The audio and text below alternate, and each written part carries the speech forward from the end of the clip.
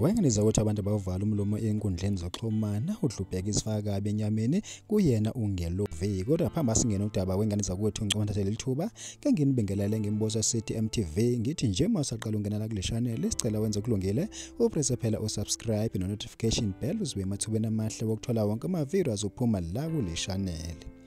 Ake wenganiza ukuthi impela ziyakhala pha enkundleni zokuxhumana njengoba phela esibona uDlubheke izifaka kabuhlungu enyameni phana kuNgelo V.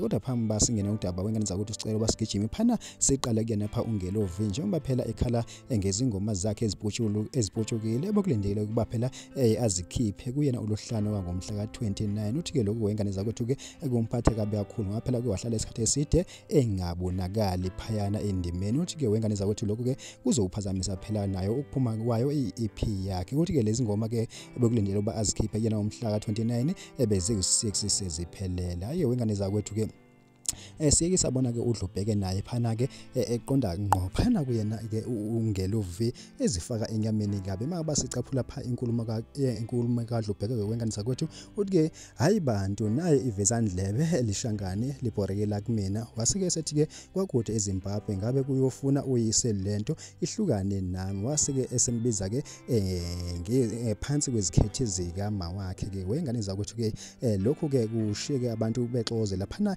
enkundleni zokuxhumana ngayo ke inhlamba kaDlubheke ebhekise kuyena phayana ke uNgelo V. Hayi ke wenganiza ukuthi thina simbuso sithi MTV sithi ayisibambela kodwa ihlangane kwivideo elandelayo.